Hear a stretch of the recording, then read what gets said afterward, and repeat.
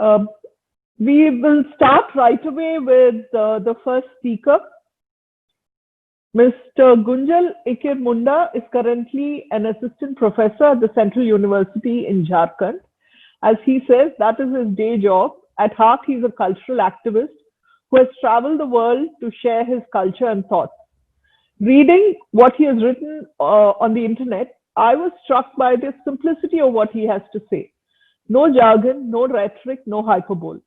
The Adivasi culture has much to offer to world development.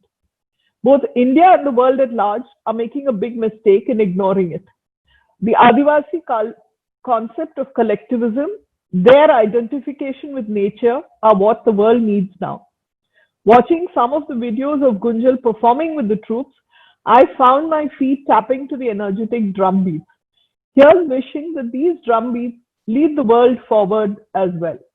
Gunjal will present Dance to Survive, Cultural Heritage and its Practices of a Tribal Community. Gunjal? Yeah. Thank you, ma'am, for such a kind introduction.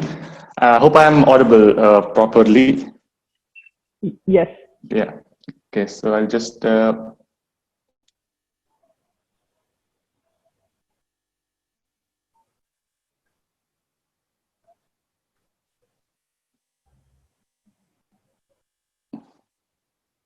Yep. So is my presentation visible?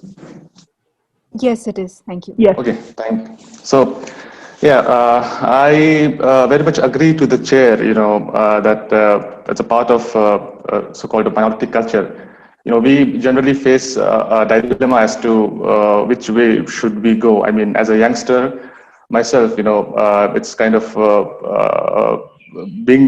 trying to follow which world. Either it's one of the traditional philosophy of traditional world, and other is this fast-paced modern world. So we, as the practitioners of this minority culture, I mean, we are in constant struggle to find the correct balance between these two. Somewhat in the similar lines, I have based my presentation, this whole presentation upon. And probably at the end of it, I mean, I'd be able to answer myself as to what should we do now. So I'll just begin with my presentation. Yeah. So just to set the premise of what I'll be talking about, I'll be talking about the region known as Jharkhand, which to my surprise, not many of the Indians themselves know where Jharkhand is actually. So pardon my simplicity or, pointing out to small things, but I mean, we belong to a state in eastern India. And this is where Jharkhand is. Probably not many know, but we separated from Bihar about 20 years ago. So, and yes, I mean, we are culturally different from Bihar. And so, I mean, we have a long history of, love and hate with each other.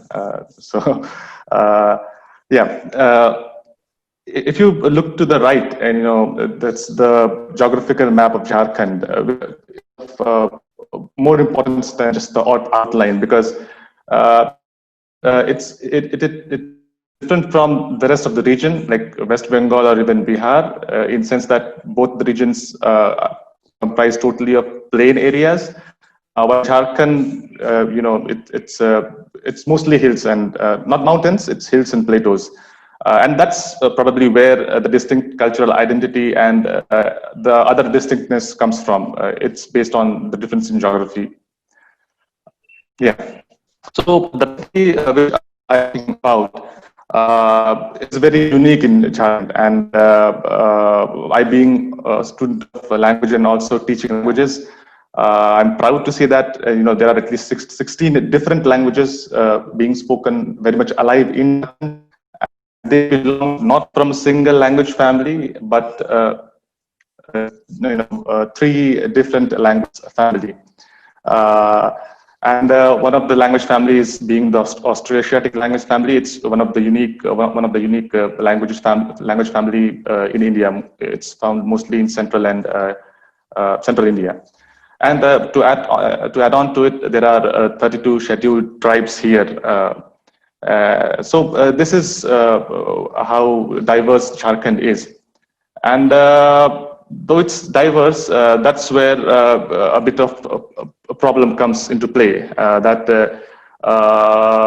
When we talk about the history of this region, we were very much into demanding autonomy and a separate statehood. I mean, separate statehood is a part of a larger autonomy movement, which our people have been, demanding, have been fighting for since the last 150 or 200 years. But let me focus more upon the events which happened post-independence. The leaders of this region, they demanded for a separate state, distinct from Bihar or even West Bengal.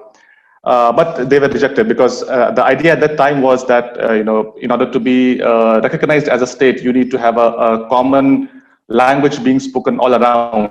But as we have seen in the earlier slide, that there are many languages and many different cultures. So there wasn't any common point, common thread, which was actually connecting all these things. I mean, it seemed as there was no common thread. But it is actually, which in later days people did actually brought forth.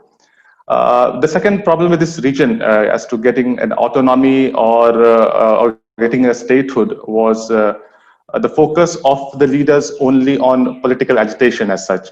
Doing dharna pradeshan, contesting elections, winning these many seats and showing to the central government that look, people, we have these many MLAs and all those public support, on which basis we want a separate state, but their demand was not heeded. And there was definitely this lack of widespread cultural and intellectual movement. Though a political movement was going on in the 1950s, 60s, and 70s, the intellectual or the cultural movement, which should accompany any movement, was lacking. And I dare say that people probably didn't even have an idea as to what they'll do with this new state, or why they want a new state. Simply being a backward region of some other state wasn't justified enough to have a separate state.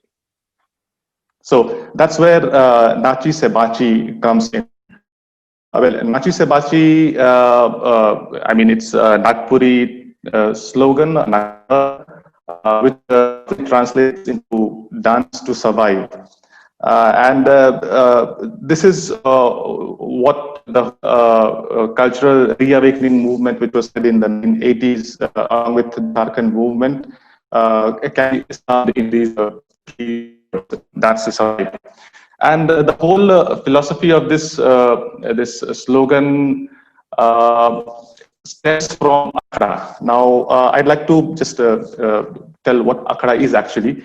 Akhra is actually a village dance ground. I mean, we call it a dance ground, but it's more like a community space in a village where people come and meet, discuss their problems, debate or whatever, and it's one of its peculiarities is that people come there and to dance in the festivals and perform rituals. So it's a community space, and this is the space where actually the tribalness or the values of being a tribal actually stems from. Involved in day-to-day activities of a village in Akhra, they somehow imbibe these values without even knowing it. For example, like participatory values, collectivism, consensus, equality, dignity of labor. I mean, these are the things which gets transferred from generation to generation through participating in Akhra. I'll just give you an example that the dances which the tribal community performs or indulges in, it's not it's not differentiated between a performer and an audience, where audience is just sitting back and then actually enjoying the show. It's a participatory nature, and you do whatever you know about. It's not that you have to be someone of a very high caliber musician or a very good singer to perform in an Akhra. You have to be just yourself to be there and participate, and people will accept you as you are. They don't demand you to sing at a particular pitch or play a particular rhythm.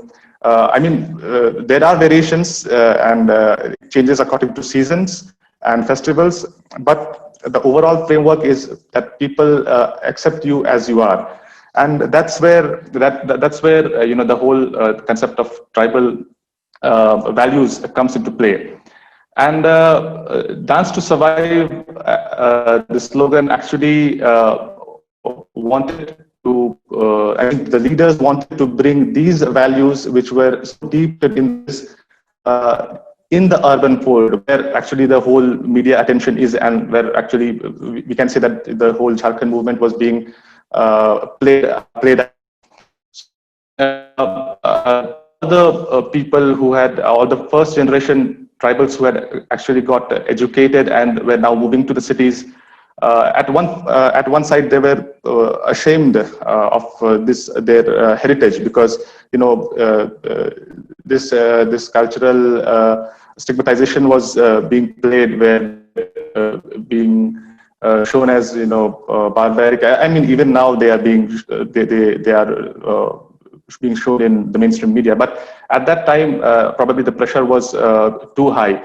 But this cultural reawakening movement tried to bring those core values of the village, of the tribal villages of tribal Akhra, and accordingly, the leaders then, they thought that how can we bring these values in the limelight? So they themselves, because since they were the first generation tribals who had moved to the cities, they were good performers, and so they used to perform these cultural items, performances everywhere.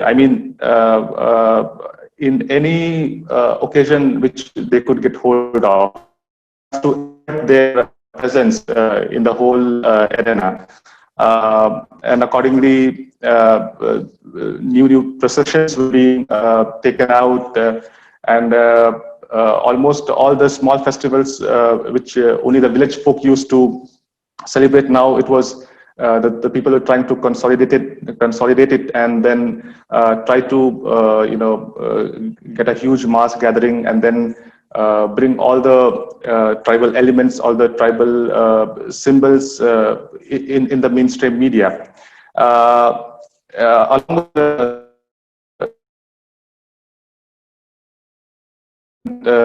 literary was being promoted even in the universities. Tribal languages were trying to be included in the syllabus, and all the tribal students were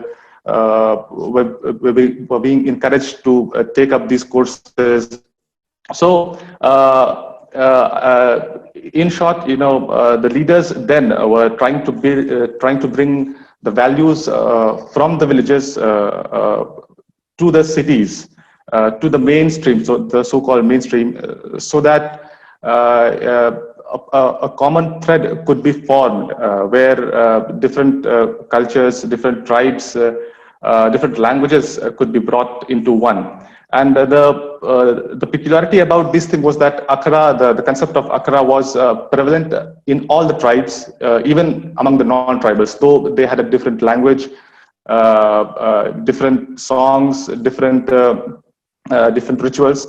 The concept of getting together at one place and then discussing their problems, discussing their sorrows, enjoying, was prevalent in the whole of the Jharkhand area, the Jharkhand region. So that's where, these values could actually bring together different peoples at one platform, and we did get the state of Jharkhand in the year 2000. But to what did we actually get from the state of Jharkhand, apart from getting a separate political identity? The present situation in Jharkhand is that the tribal languages in academia, which the people earlier had so emphasized upon, the tribal languages did get a big impetus to expand its influence among the city tribals, and it still has the charm. I mean, as far as I can remember, earlier only 10 or 20 people used to get themselves enrolled in these courses, but now at least 100 students are taking admission in each of these languages. I mean, there are about 9 languages being taught in the University of Jharkhand. And yes, there is abundance of cultural performances, and you can almost see all the programs, whether be it political or intellectual or anything. They start with a tribal performance. And there are tribal performances in the middle, and there's lots of space being given to tribal performances in these programs. But the thing is that though the tribal performances are being given importance, they are still looked down upon and considered to be a part of a minority culture, where they don't have anything special of their own, where people use simple techniques, simple steps, simple beats, to express themselves. So it's not held in such a high standard when you compare it with the classical performances. And also, this somehow has crept into the tribals too, that that our performances are being shown, are being performed in each and every corner. So it's getting less dignified. And the slogan "Dance to Survive" is actually they think that people are taking it in a literal sense. And definitely, if we see that people are just displaying the performance without thinking about the political connection, or without emphasizing their self-assertion.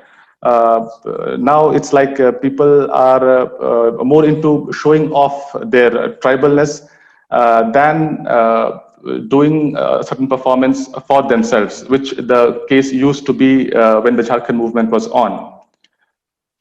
So, in this situation, what are the possible ways in which we can address these things? As being a performer myself, I am at times, stuck between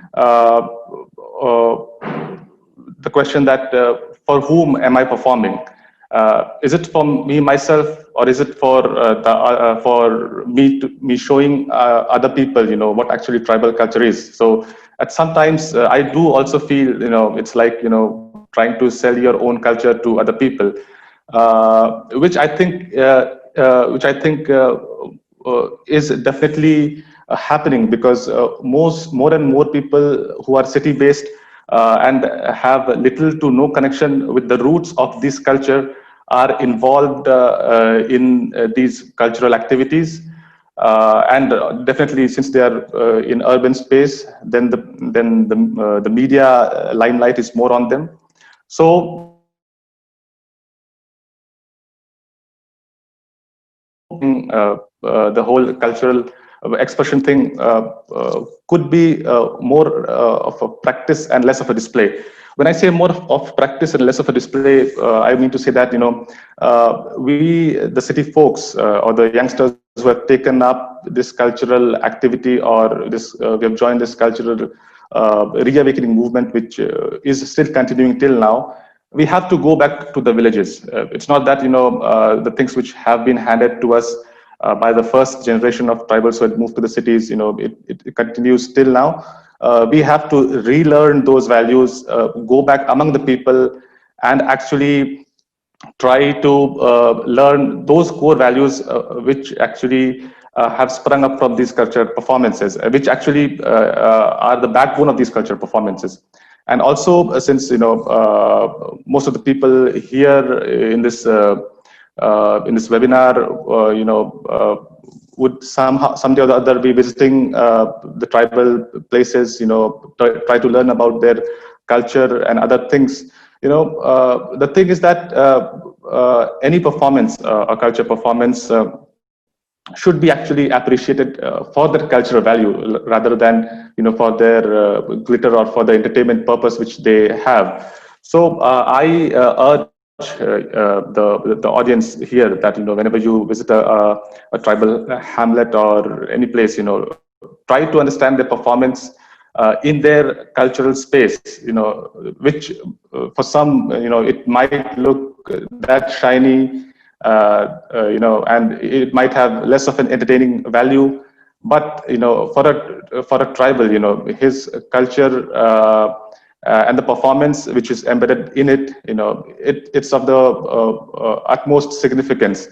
And by your attitude of valuing a cultural performance in the context of the tribe's culture, would actually encourage more and more tribal to actually be rooted to their own culture and not focus on the glamorous aspect of showing things off. So with this, I think I'd end my presentation. Thank you very much. Thank you very much, Gunjal. Johar. Johar.